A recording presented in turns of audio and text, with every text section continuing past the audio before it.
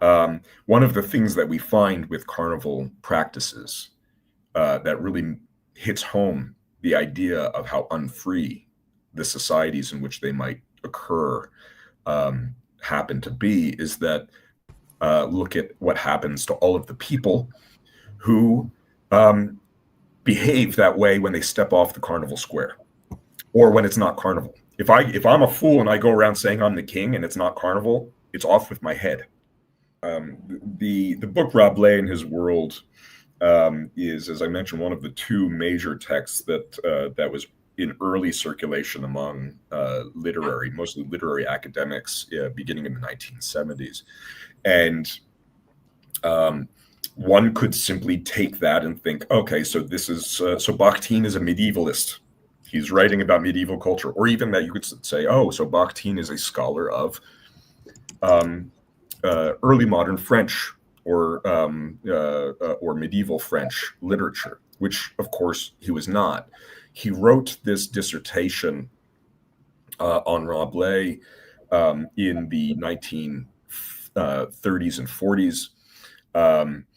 And his interest in Rabelais is twofold, I would say. One is that Rabelais is one of these authors who fits the mold of this depreciated legacy of Cervantes. So specifically, if we're looking at the works of Rabelais, which are collected in this rather sprawling text, telling the story of the adventures of two giants, Gargantua and Pantagruel, father, son, and they go off and they do various things that are utterly absurd and meaningless and pointless. And then they do the adventure, or one episode of the adventure, sometimes is referred to as a narrative kernel. It ends and then it repeats and then it repeats. And that's how these kinds of texts happen, right? So think of like Cervantes and Don Quixote. Don Quixote tilts at windmills, believing them to be giants. He gets terribly injured. He slowly recovers. He does recover, and then he sets off on the next misadventure. And so we see that structure very much in Rabelais. The other thing that Rabelais provides for Dostoevsky is a model for social existence that, in fact, models that same free form and in some ways meaningless activity.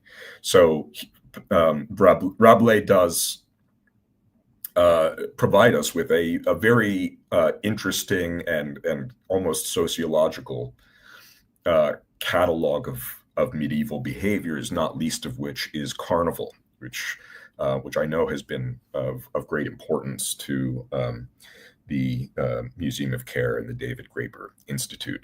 Carnival-esque behavior refers to, well, I guess one way of putting it would be acting the fool.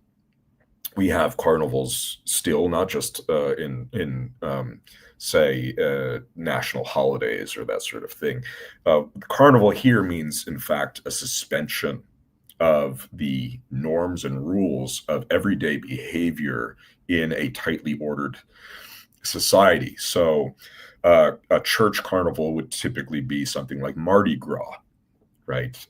Or Fat Tuesday. So before the strict observance of religious ritual and really quite something so rule-bound that it penetrates the diet, this is a good representative of a suspension in time in which we're not going to do what's Lent, which is following strict rules, adopting ascetic behaviors, performing specific time-stamped rituals, as it were.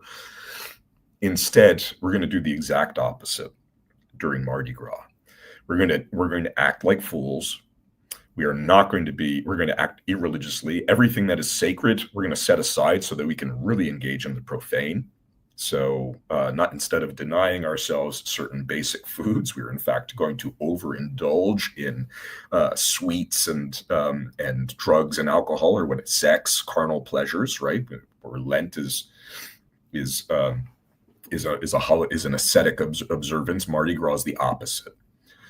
On the medieval in the medieval context, the idea of carnival is that within a specific space and within the specific time marked on the calendar, the rules of the society will be inverted. So on the carnival square, there will be a king, and the king will be the fool. The most foolish person will be crowned as the carnival king.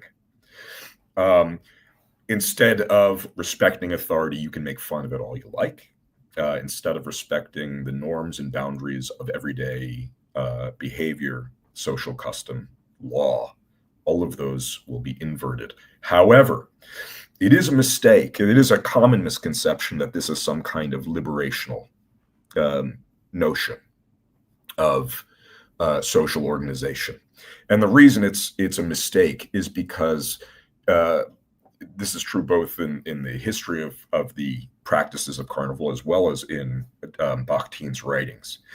What carnival does is to function as a kind of release valve for a society that is otherwise oppressed under rigid hierarchies, rules, norms. You don't get to act like yourself. You can't act on your desires. You can't act on your immediate impulses. You can't even speak your mind in everyday society. But on the carnival square, you can do all of those things. So that at the end of the carnival period, the square goes back to being a market square.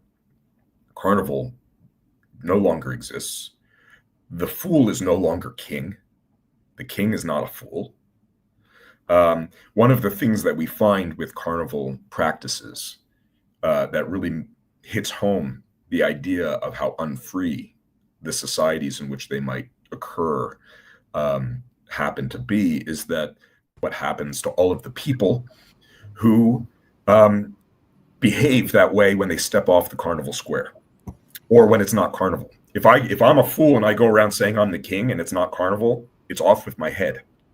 Right. So carnival becomes this almost like a pressure valve.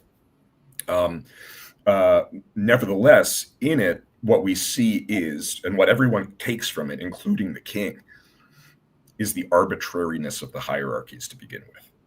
Right. If I can be king for a day, it means that the king who's king every other day could also be fool for a day. That these roles are arbitrary. And so that is an extremely important idea in Bakhtin that I think what you're doing by trying to enact carnival practices is very laudable.